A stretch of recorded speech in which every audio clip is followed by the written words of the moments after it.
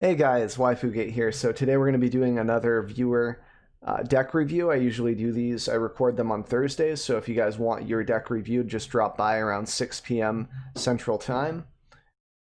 So what we do is we kind of look over lists that people submit, and I give feedback on land base, win cons, if the decks make sense, what I might tweak here and there with the sideboard or main deck, etc., and just sort of how I think it fits in with the meta. And then sometimes I give it like a spice rating.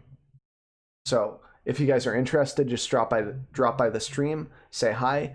When we're recording on Thursdays around 6 p.m., or you can drop a deck link down below in the comments, and I will take a look at it, and maybe it'll be on next week's episode. So here we go. Let's break into it. So we've got this one's from Strider. It's called Cruel Reality, Grixis Sunbird.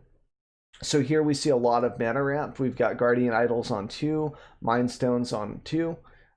Search is kind of ramp as well, which is nice. Maze Mines, lots of 2-drops. I like this. I like the versatility, being able to keep a lot of this stuff. Like Maze Mine can fix my hand. Having extra mana means that I might be able to miss a land drop.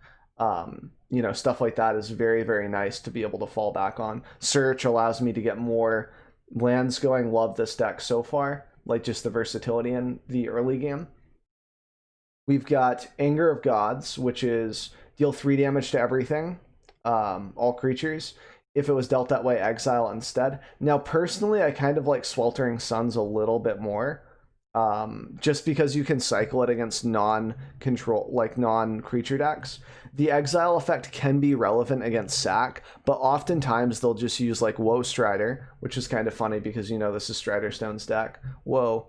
And they'll just sack everything before the exile effect happens, okay? So I feel like Sweltering Suns is just a better craft for the most part. Maybe the exile effect is a little bit better than I give it credit for, but in best of one, which this is a best of one list because of the masterminds, and Strider doesn't play best of 3, so I already know that the sideboard's set up for best of 1. It makes sense to me to have something that I can cycle. So unless I cracked open a lot of packs or played a lot of Jumpstart, I feel like this card just isn't as good as Sweltering Suns for this type of an effect, like for a sweeper. So I think I would just change that straight up, so I have another versatile card for the early game, because then if I need a land drop, I can pitch it, draw, or like I can hold it for creatures. So that's what I would do. Relic, we've got sacrifice it, gain 3 life. Only activate this if you have the city's blessing. Otherwise, it's just a 3 mana ramp. It's a 3 mana Mind Stone, basically. Colorless ramp. Not bad. Personally, I like Treasure Map a little bit more. But I can see where this is nice life gain to pair with the Maze Mind in a best of 1 scenario, where you don't really have a lot of life gain in black and red with like what we're trying to do for a game plan here, in regards to the game plan here, we don't really have a lot of engine pieces like Moment of Craving or whatever else. Those cards just haven't really aged that well, so I can understand the extra life gain, card draw, etc., and the ramp to get into our combo here that we're about to review. So you've got Drawn from Dreams, one of the best value cards in the set, I would say, like in the game right now. Being able to look at your top 7 and handpick what you need, whether that's like a specific land, whether it's an instant, whether it's a combo piece, etc. Just really, really nice. I love it. Storm's Wrath, boom, deal 4 damage to everything. Since we don't actually have planeswalkers, this makes a lot of sense to me as well. Usually when I hear Grixis, I think about Nicol Bolas. This one can survive the Wrath, right? So kind of nice. So this makes sense to me, just to have another sweeper in these colors. I almost would run Languish, though, instead of Storm's Wrath, to get around some indestructibility effects, to give us a little more of a different take. But Extinction Event sort of fulfills that role in a way, too. It's just that I really, really like Languish. Also, Languish gets around indestructible like Nissa lands, which is a little unique, but so does Extinction Event. Just depends on like what you want to do. Maybe it's mana based because we're trying to cast this on 3. There's 36 lands in this list. Holy moly. That seems like a lot. Oh, it's 80 cards. Okay, it's a Yorion list. Jesus. What a pile. That's why we have so many board wipes. Now that's kind of making sense. All right, let's check out what else we got. Archive. Sacrifice it, draw 2 cards. Add 2 to your mana pool. This is cool. I didn't know this was a card. I like this card. I like this card with like Eugene the most. Like just being able to drop this for 2 mana and ramp for 2, it's free. Then you tap that and you play like a Karn Great Creator. I would love that. It'd be fun. It's an idea.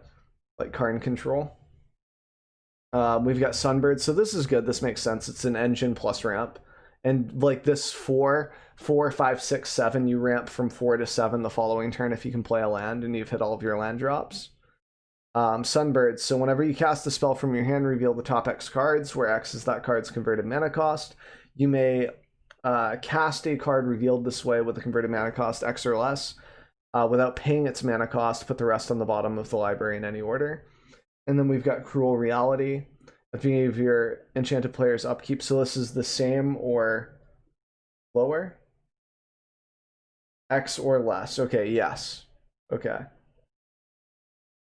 So you can, so 7 will cast the bolus, 4, 5, 6, 7. So all of these cards cast off of each other basically. 5, 6, 7, yeah, that makes sense. So that's the synergy, that's the idea. Okay. So Cruel Reality, enchant player at the beginning of their upkeep. That player sacrifices a creature or planeswalker. If they can't, he or she loses 5 life. Then we've got Bolus, which is kind of hard to read in this text, but it's like +2. Target opponent exiles. I think I can click on this. Exiles cards off the top until they exile a non-land card. Till the end of turn, you may cast that without paying its mana cost. So then you get to also Cruel Reality, etc. You can keep comboing with this. That's like another combo piece. Plus the ulti basically just, makes you win.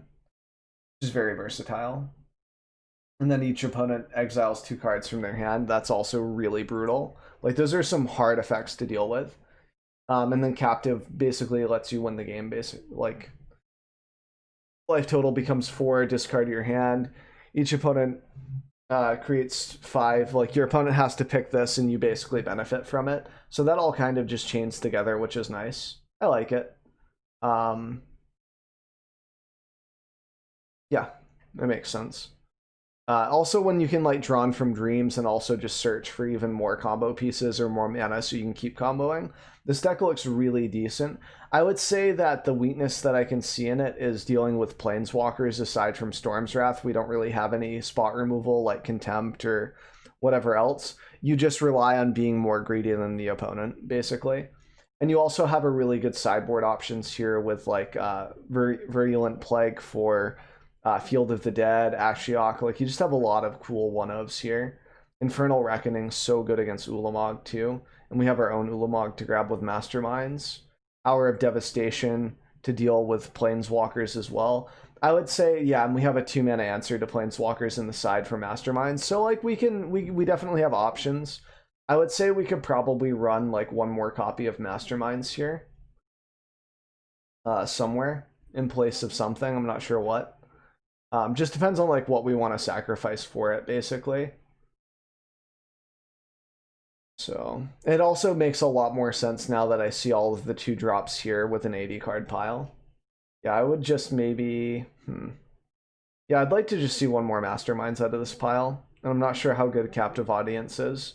It seems like a comedy option where like Cruel Reality just kind of wins you the game. Same thing with Bolus. Like I'd almost chop these 2 off for 2 more of these cards because they just seem better. More consistency with that. Like I don't know if this really does much. Like it's cool.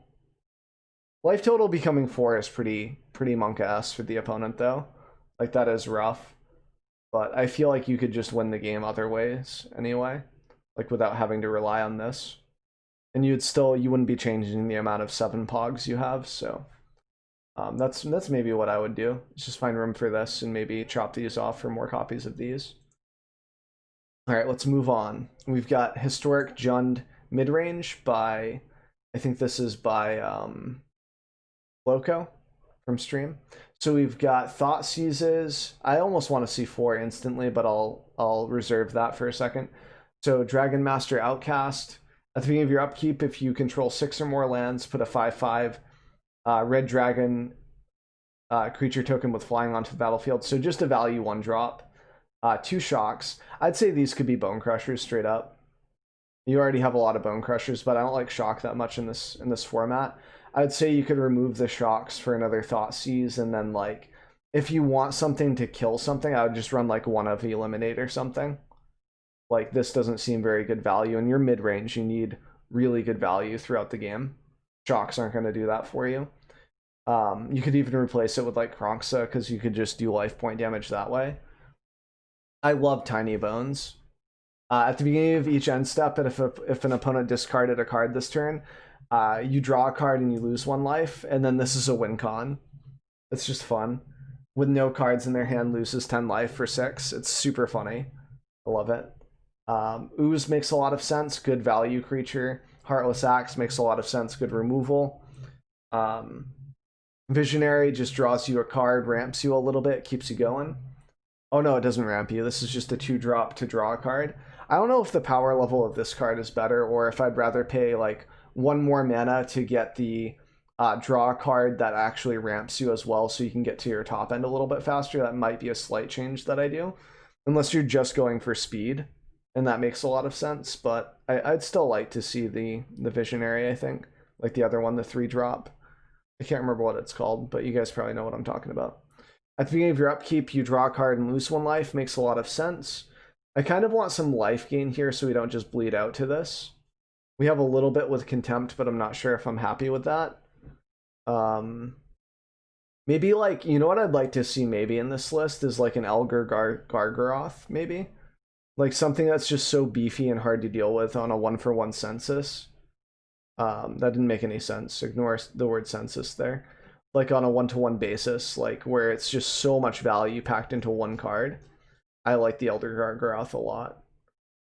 This is also historic, so we've got the old Angrath. I love old Angrath. This pairs really well with the Tiny Bones. Love it. Love that synergy. Love the synergy with Kronksa as well. So I'd say like maybe Elder Gargaroths for life gain. Maybe chop a Contempt. Maybe chop an Angrath. Like just trim a little bit here. Trim the shocks for sure. And then make room for like Elder Gargaroth and some other stuff. Like just maybe some other type of life gain potentially. I mean, this can kind of gain you life, but it's not very good. I would just be worried about bleeding out to Arena without any lifelink creatures or anything of the sort. I'm not sure how fast our clock is. It looks like it could be really fast, to be fair, but you never really know. We got Goblin Rune Blaster for Field of the Dead. We got Assassin's Trophies for Field of the Dead. We've got Grafdiggers for like Jund with Collected Company. We've got Nullhide Ferox for some reason. I don't know why. This guy just like makes it so we can't cast Angrath, and that makes me sad. Clothies I agree with, just a really good taxing card for those long games. And Thought Distortion makes a bit of sense too. I don't know if we can ramp into this though. That's what I was saying, like the ramp would be really good too. Like my vision of the deck would be like Visionary, the one that like the Elvish card that allows you to draw a card and ramp, into Gargaroth would be awesome. Like because then it's 3 mana, right? And then you produce, that's your 4th mana, and then next turn you play 5, and then you have a big dude that they have to answer. So drop shocks for 1 Thoughtseize, drop maybe Angrath or Contempt for Gargaroth, and then change these out to the 3 mana ramp creatures, I would say, that draw you a card, so you can keep that same momentum going. That's what I would like to see. And then I don't know what to do about these, like anything that's useful that's not Nullhide. I love the dude, but I don't think it's very good. Maybe like Heroic Interventions or something, so you can like prevent board wipes. I don't know. It just, I don't know. It's about ramping, yeah. I think Assassin's Trophy, Glaz says in Twitch chat, I don't know about Trophy in this economy, especially in Historic, where everyone is ramping. I would say that Assassin's Trophy is a nice answer for 2 mana, because it can hit Field of the Dead for 1, or it can hit like a really big target like a Eugene, like a Ugin, Spirit Dragon, stuff like that. And then, yeah, they get to go look for a basic land. But dude, a lot of people running those really nasty field piles are only running like 2 basic lands. So like this is usually just free. It's like turbo tax. So I agree with it. I just don't understand the Nullhide Feroxes at all. All right, Historic Golgari Dreadhorde. I think this is by Analog. Yep. So you've got Command the Dreadhorde. We've got Thought Seizes. We've got Wild. So this is basically like old Citadel with the addition of Thought Seize, like an oldie but a goodie, basically. 1 Vraska Golgari Queen. I mean, it makes sense. Lots of explorers, a little bit of spot removal with Heartless Act makes sense. This is probably set up for best of 3, so yeah. I'd say like, oh wait, no, it's not. Is this Karn? This looks like Karn. This looks like a Karn sideboard, man. Is this like your actual sideboard? This is a weird champ. Where's Karn? Oh yeah, okay, phew.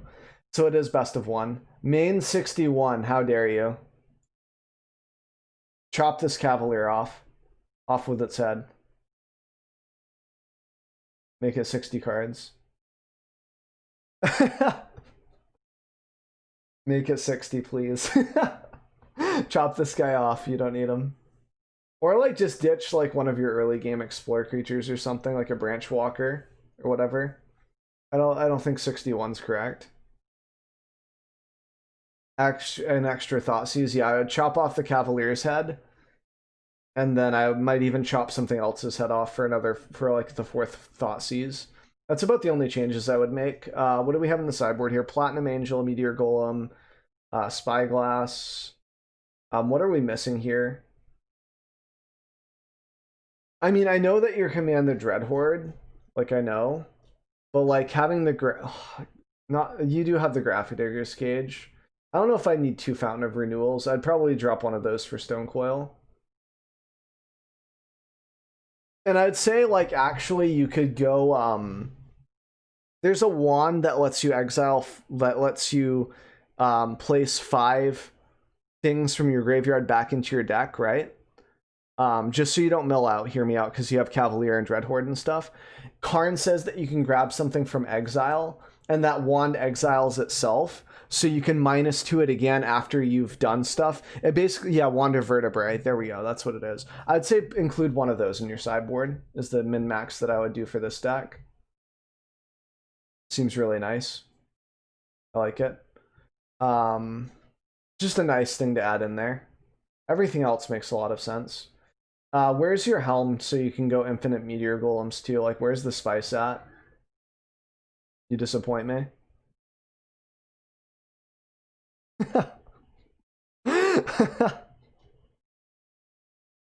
You disappoint me heavily.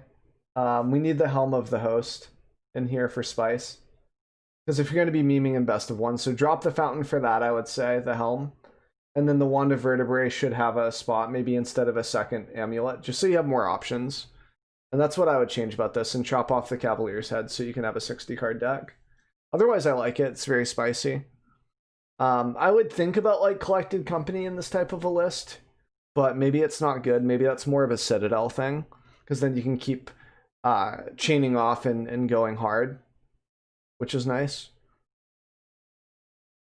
Yeah, I like it though. It's pretty sweet. So this is a budget deck for Standard by Sam from chat, Twitch chat. So the idea behind this is Gnarlback Rhino. Whenever you cast a spell that targets Rhino, draw a card. Gnarlback Rhino to be specific. I was being a little bit lazy there. And then we have Season of Growth, which does the same thing for all of your creatures. This also doubles up if you target the Rhino and this is out. So the idea of this deck is just to sort of elf ball, so to speak. That's sort of the archetype where you just kind of throw up and draw a bunch of cards, like, you know, the Beastmaster thing. It's basically like a different variant of Beastmaster, but instead of casting creatures and drawing, you're casting spells and drawing. That's the idea behind it. So you've got 2 Planeswalkers, Garruk and Vivian, for some late game, for some value, etc. Vivian also allows you to have a sideboard if this is best of 1, to be able to grab like Ceratopses and Stonecoil Steve Austins, like Stonecoil Serpent, stuff like that. Just having a versatile sideboard there is super nice, especially in best of 1. And then we've got some fight effects here. Up to one other target creature blocks it if able to this turn. So this is sort of like a weird card. I'd probably just run like an extra Rabid Bite, but this could be a win con depending. It's big damage for sure. It's like this just screams to me budget. Like I don't have a lot of rares, so I'm just doing what I can that makes sense. Like how can I produce card advantage, etc.